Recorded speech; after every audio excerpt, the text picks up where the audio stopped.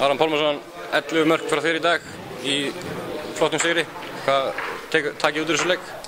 Við tökum 2 stig, það er greinilegt og bara ánægði með að náðum að spila líka vel sóknarlega sérstaklega. Við vantaði aðeins upp á vörn og markvörslu í fyrri hálfleik og það var svona að mér fannst við geta unnið leik aðeins stærra, kannski farið í 10-12 mörk en 8 mörk á heimavelli er lágsamlegt.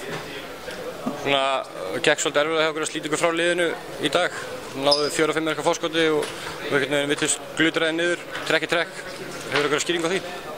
Nei, nákvæmlega eins og við vorum alltaf með á svona semi á hælunum. Mér fannst við, þegar var hérna korter eftir við áttum einhver 5-6 mörk, þá fannst mér við þurfa að fá vörnina aðeins betur upp, stila nokkur boltum og fá hræðlega upp og klára ekki svona leikin, en í staðinn fyrir það vorum við að spila duttum við hérna niður, spilum eins og Dóa í sókninni og fengum þá í sama skapi hræðlega upp í bakið. Hleyptum aftur inn í leikin niður í 3 mörk og það var svolítið hættulegt að þeir eru alveg sterkir og við verðum bara að læra því. Þú voru heilla meiðslanum? Já, hvað sýndist þér? Næsta verkefni Rúmenía á sunnudaginn.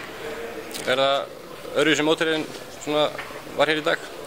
Ég veit lítið um þá, við erum ekki ennþá byrjaðir að fókusera á þá eða sem sagt sjá einhver vídeo með þeim og svona, þannig að það ætla byrja ekki bara strax á þeim morgun og mér skilst að við spilum einhvers staðar lengst í Rúmeníu sem enginn býr en væntanlega verður full höll og það verður bara mikið stemming í höllinni, skemmtilegt að spila þarna austarlega og ég er bara spenntur fyrir því verkefni.